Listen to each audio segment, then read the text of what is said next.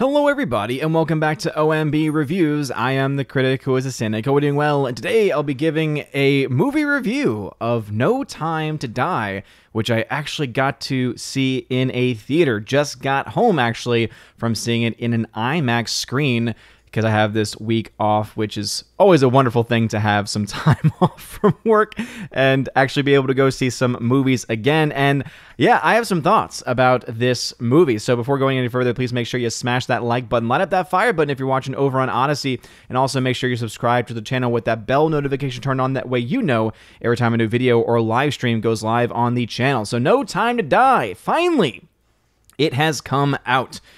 This was a film that was supposed to be out a couple of years ago, it seems like at this point, has been pushed back over and over and over again, has cost so much money, over $300+ million, and has made over $300+ million in the worldwide box office. And I've already talked about how that is not exactly dollar for dollar there because of the differences between what a studio gets and what the actual theaters get, and obviously the cost of marketing and all these other things.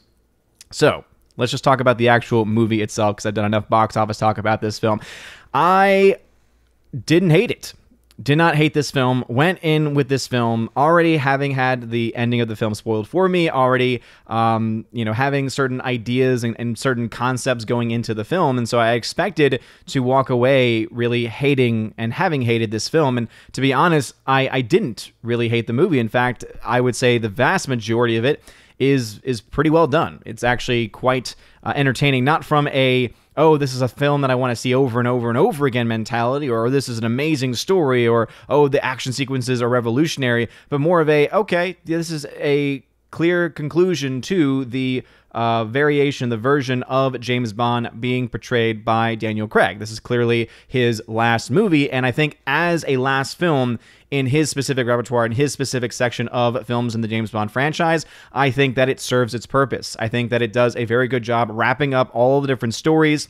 You have in the very beginning references made to the events of the original film that he was in, Casino Royale, obviously tying into Quantum of Solace, unfortunately, as well, but really more so focusing, I think, on just some of the more the positive elements of Casino Royale, and having those connections coming through this film, and also leading to a conclusion, which obviously has led to a lot of people who have had a lot of conversations. And I really can't go and talk about this movie without going into spoilers, and so I'm just going to put the spoiler warning on the title of this video already. So if for any reason you decided to watch this, please know that I will be talking about spoilers for this specific film.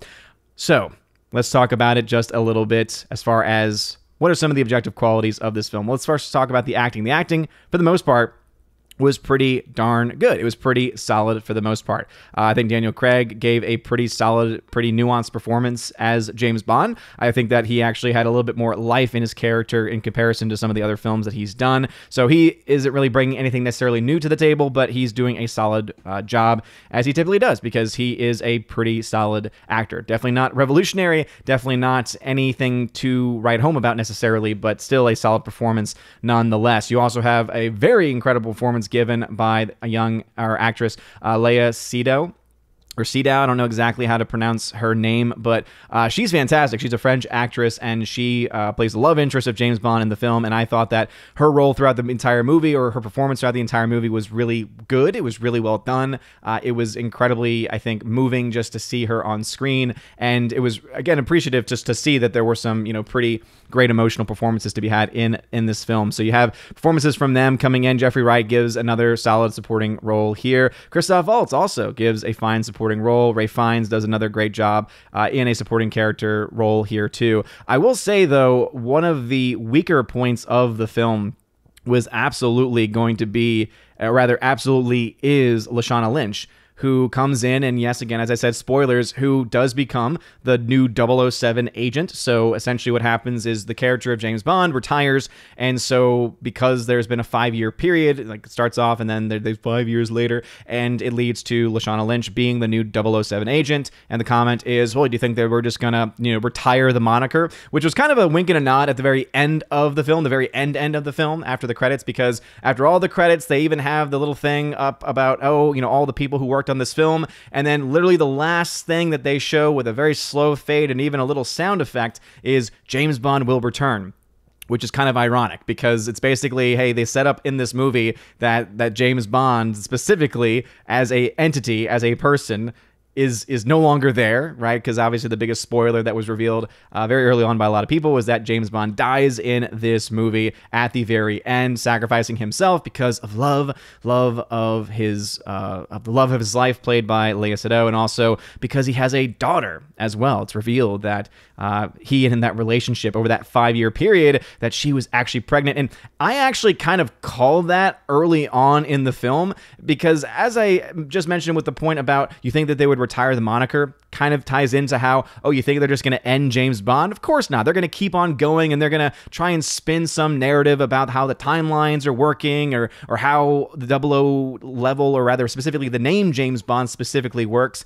because clearly it says James Bond will return. It does not say 007 will return. And it has always kind of just been this ongoing process of new people, new actors playing the same character, specifically the same character of James Bond with a designation of 007. And it's never really been kind of indicated that they are not the same person, that they're not existing at the same time, that rather instead it's just kind of this ongoing process of, okay, well, we're updating because of the new time period. We're updating because of a new direction that we want to take the character of James Bond in, and so there's never really this end conclusion point that happens in specifically in the movie, or rather in the entire series. And so to have that in this movie was very odd.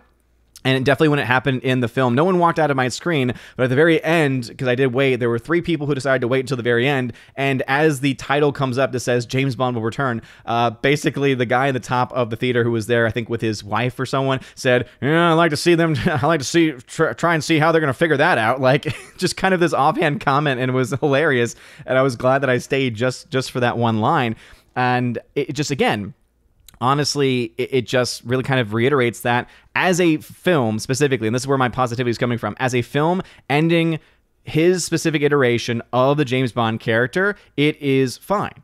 You know, it is something where it's got some solid writing in it. It's got some solid cinematography. Some of the cinematography is very shaky cam, very distracting, not very good at all, in fact, which I absolutely hated. But for the most part, luckily, it's not that. It's only in a few action sequences. The action sequences themselves, for the most part, are pretty darn good. Kudos to the stunt team, and shout out to the stunt team as they were doing it. Hans Zimmer did the score of this film. I thought the score, again, nothing necessarily revolutionary, but it was serviceable. It made you feel the action. It made you feel the tension of everything that was going on screen, and I thought that was in the end a positive thing to see in this specific movie. But going back to the main point of what I was, before I went off on that tangent, it's what ADD does to me. So about kind of like looking ahead. So with Lashana Lynch's character as the new 007 coming out to say, yeah, you think they're just gonna, let the moniker go to rest? You think they're just gonna stop using it? And clearly showing that the writers don't really understand the history of 007 and the history of James Bond, and obviously that those two things are tied together, so they kind of just throw that away, and so that's definitely one of the weaker elements of the story. But there's a moment when, in the very beginning of the film, before they jump to the 5 years later, where the love interest, played by Léa Seydoux, gets on a train, and as she's leaving, as the door is closing, she has this moment where she jumps and grabs her stomach, and it was at that moment where I'm like, I bet she's pregnant, or were they trying to say that she's pregnant? Well, guess what? Sure enough, they do. And it is something where, again, there's moments like that in the film where story-wise, it's just kind of too on the nose, too predictable. And that kind of stuff is definitely not good, especially the latter part of the movie, talking specifically about story now. The story itself, again, as an ending to this specific character, is fine for what it is. It kind of reminds me a little bit of Quantum of Solace, where Quantum of Solace was specifically meant to be an end cap to Casino Royale. The difference is that that film was just complete trash, whereas with this film, it's at least a competent story for the most part that leads you down this path of conclusion. But outside of this movie, I really just couldn't, or outside of the specific part of this franchise of the Daniel Craig Bond films, I really couldn't recommend this film to anyone, just because you're going to be so lost if you haven't seen the other films. You're not going to have any connection to the characters or care about any of the characters if you've not seen the other films. And by itself, it is not a movie that I feel needs to be seen more than once, or that I would ever really even want to see more than once. And I think all of that really needs to be taken into account eventually when I get to my overall grade for the film, because, as I said, while I was in the moment watching the film, I was mostly fine. There was some pretty good stuff in there. There was also some new performances from people like Rami Malek in the film. who is his typical weird Rami Malek self, and I think he's a talented actor personally. He does have a very specific trope of a character that he tends to play, and he definitely was on his game with this specific one, but how much of a stretch is it for his actual personality? I don't know, but hey, you know what? I like it, especially as a villain character. I thought it worked pretty well. Also, you have a pretty kick-ass character played by Ana de Armas, who unfortunately was first introduced to me in Knives Out, which was another film featuring Daniel Craig. That was the Rian Johnson film, which I hated just as a story. It just, for me, was just a little too convoluted and just didn't make any sense. But her in this movie was fantastic. She had charisma. She had so much. I mean, if you were going to have someone be the new 007, if that's honestly something they felt they had to do, which I think was already silly in the first place, why in the hell was it rather Ana de Armas instead of Lashana Lynch? Lashana Lynch has no charisma whatsoever. I just didn't buy that as an agent whatsoever. And honestly, there are some moments in there that are just complete cringe before she kills one of the scientists that creates the nanobot technology, which is kind of the big bad of the film. It's not a person, it's the nanobot technology, which you can specifically gear towards certain DNA types. And so therefore you can get to the point where you can just, destroy everything and destroy specific people and certain races. And so there's a comment that he makes saying, I could destroy your entire race to Lashana Lynch. And so she then kicks him off into the acid water and he just melts. And so it was kind of a weird moment. And those are the story moments that I specifically at the end really hated, because the whole purpose of him even still being alive is that it was put out there, or at least insinuated, that he was important because he was the person that developed this technology, and so it'd be important for him to stay alive. And so basically Lashana Lynch's character acts out of pure emotion and kills a character out of nowhere. All of a sudden she goes back to doing it, and the story just leaves that character behind like it's not important.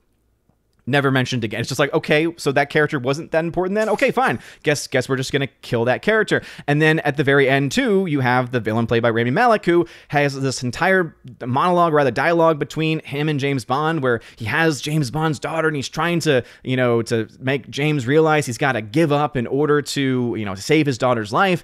And in the end, what happens, James Bond is clever and he's able to get out of it. But, he then, the character played by Rami Malek, as James Bond tries to fire and kill him, right? He somehow has a mechanism that makes him fall into the floor, still holding on to the daughter and, running with her. And then the daughter bites him.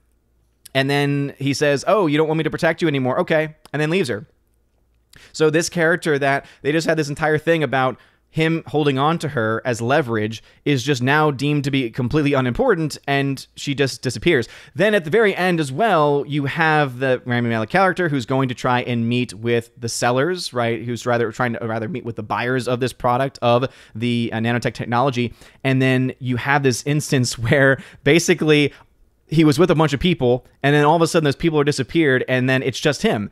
And so him and James meet in this final battle, I guess, but he really wasn't known to be much of a fighter, and so he doesn't. It's not much of a fight at all, really. He just shoots him a couple of times and then comes up to him, and obviously James Bond gets the upper hand and then scratches him with this nanobot technology, which is specifically geared at his love and his daughter by extension, because they're able to figure out a way to have it attack someone's entire family genetic line. Whew, I know that was a lot. And that is really where the film kind of went off the rails for me, was in those last moments where it's almost like they tried to build this really well-crafted ending, and then they realize, oh, we want to make this film longer than it needs to be. Let's just go ahead and end it. And let's just kill these characters for no reason. And let's just completely leave them by the wayside. And it was at that moment where I just realized, especially when James Bond finally dies, where I was like, okay, yeah, this film is a movie that I feel like most people are never going to want to watch again. It kind of feels like a one-off. It's a conclusion to the Daniel Craig James Bond. It doesn't seem like a conclusion to the James Bond mythos at all whatsoever, especially since, one, they say James Bond's going to return, so it kind of defeats the entire purpose of killing off the James Bond character in the first place and just makes it more confusing. And then you are then also left in a position where, even as the ending of this specific series of films, it isn't a very good one either, because yes, he sacrifices himself for his love and for his daughter, and there's some moving aspects that this final conversation. I mean, Léa Seydoux, who plays the love interest, she's given this incredible performance as she's talking over the mic, over the now I'm blanking out on what it's called, over the it's on an intercom, walkie-talkie, basically over the walkie-talkie, and is giving this incredible performance and does a great job. And the little girl that plays the daughter also, I thought, did a very good job. And I just felt like, okay, this doesn't really fit as well. I don't think it's doing what they thought it would be doing. And then there's this final scene when they are kind of toasting James Bond and saying goodbye to him, and there's this empty glass on the table, and they're like, all right, time to get back to work. And so that's kind of what the entire summation of this film is that, okay, yeah, all right, Daniel Craig, you're done. We're going to give you all of this film, spend 2 hours, 45 minutes of telling this story, and then we're just going to say, all right, now we're done. All right, but we're going to come back. Don't worry. We're going to do more James Bond stuff. And obviously, it's their attempt to do a full-fledged reboot of the character, but they've never done this before. They've never done full reboots of the James Bond character, and maybe one could argue that, well, that's why they're doing it now. But if that was the purpose of it, they could have done a better job. Especially when you have moments like when you have the character of M in a hall filled with pictures of the previous M's, because it just creates more story confusion. And if you're going to do a hard reboot and you're going to try to explain it, or on the flip side, you're just going to ignore it altogether as its own separate universe, it just creates a lot of problems and a lot of issues. So overall, the story has some really great points, especially towards the beginning, and then at the very end falls off a cliff. Really good performances, and then also some that are not really that inspiring, like from people like Lashana Lynch, for instance. And then talking about the score, it's fine. Cinematography is okay at times. And in the end, it's a movie that I would recommend only to those that are huge fans of the Daniel Craig Bond. If you're a big fan of Daniel Craig Bond and you want a conclusion to his character, I think, okay, you're going to get that. But I also think you're going to leave this film thinking to yourself, what in the world were they thinking with some of these choices? And why is it that they decided to use this last film as almost a throwaway joke? I guess that's the only way I can really explain how the ending comes across with the way that it's being treated, with the way it's being presented. Not to mention, of course, just basically just killing off certain people, like killing off Jeffrey Wright's character of Felix and leaving the characters played by Lashana Lynch behind. There's new 007. I don't know. There's just something about it where there's parts I really liked. There's also parts I didn't like. And I think the more I think about it, the more I hate it. But it's, again, not a bad movie. So anyone saying that it's a terrible crap film, like completely objectively, no, it's not. There's a lot of really good objective elements to this movie. But when you really deep dive into the story and when you really think about it more so, and I think this is what most people's subjective experience is going to be, it kind of just leaves you in this position of, okay, it's a movie.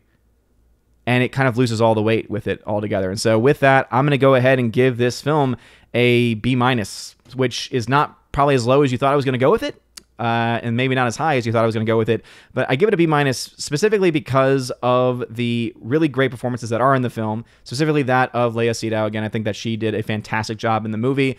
Also, the stunt team, who also did some great work in here, some really great car chases as well. And just for the technical team behind it, really, I think is what bumps it up into the B range for me personally.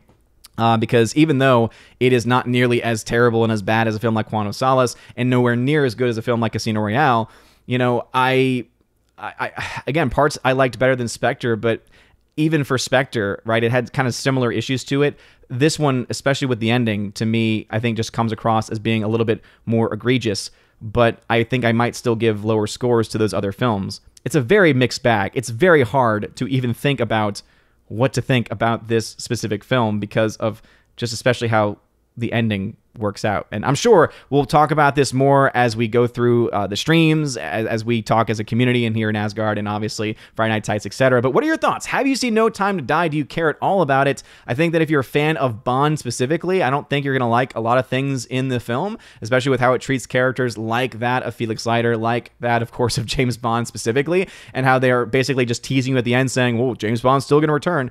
I think that that's going to have an impact on a lot of people. And one of the first things I did was I texted my dad because I know he's a huge James Bond fan. I'm like, hey, I just came out of it, and I think there's going to be some things that you just hate as far as like a James Bond film are concerned. But those are just my thoughts. What are yours? Let me know in the comment section below. If you like this video, smash that like button, light up that fire button if you're watching on Odyssey. Again, I know a little bit of a long video, but I think it's important to kind of go deeper into this because some people are just going to say, I hate it because of X, Y, or Z, or I love it because of X, Y, or Z. And I think that there's a much more nuanced discussion which leads to the deeper seated problems with this specific film. But anyway, If I missed anything, please let me know. I'm sure I did in the comments below. You are amazing, beautiful people. Shout out to Kara Tharp, who is a new member over on locals.com. And as always, God bless. And now for a huge shout out to all of my Patreon, Subscribestar, and Locals members. Andrew Hoyle, animation commentator. Brandon, Brian P., Christopher Bowman, Don Bruno de la Mancha, Father Christopher Miller, hail to you, Father. Father Damian Cook, Garrett Searles, Harold Francis, Inflamed Wood, Jacob Juice, Jeffrey Toone, Joe Horn, Jonathan Carney, Gomer Kyle, 79, Laura, the Modern Major General's Story, Mike Jackson, Dion, Mad Mitch Dunaway, Mondo Spieler, Mr. Peabody, On to June, Orange Hat Reviews, Out of Step with Reality, Priscilla Hall, Rosetta Allen, Stan Andrian, Teresa Martin, Theodore Bendon, Tina Bojan, and Tina B., the Empress of the Universe. Thank you for being my Patreon members. And a huge shout out to my Subscribestar members, The R, Fast Reaction, Nosferatu Gatsu, John B., Perpetual Punster, Mr. Roy, Glinzer, J. Alex McCarthy Jr., Dean Heist Slash, the new number 2, J-Rod the Beer Guru, and ZK-Man. Thank you very much for supporting me over on Subscribestar. And to my one Locals member, Robert Barnes, thank you for supporting me over on Locals. And if you want a name shouted out, or your name rather, shouted out at the end of every single live stream and video, please consider joining on one of those platforms, either Patreon, Subscribestar, or Locals. Links to that can be found in the description. Look at that top link especially. It's called the Willow link there. It'll give you links to all the social media platforms and also ways to support the channel. If you want to be an Army of Asgard level or above member, you can get access to giveaways that I do every single month. I give away 4Ks, Blu-rays, all kinds of stuff. It is a lot of fun. Also, if you join at the Keeper of the Bifrost level, you get access to all of that. Plus, you get access to an exclusive podcast that I do with John the Flick Pick Flickinger. We have a lot of fun. We do that once or twice a month. And if you join at the Chosen of Valhalla level, you get all of that. Plus, in your first month, you get a t-shirt of your choice and send anywhere in the world. And also, you get to be featured on the channel once a month on the Chosen of Valhalla live stream, where we get to hang out and have a good time. So anyway, if any of that sounds good, check out that link in the top of the video as I mentioned. You guys are amazing and beautiful people. I hope you have a wonderful rest of your day. And as always, God bless.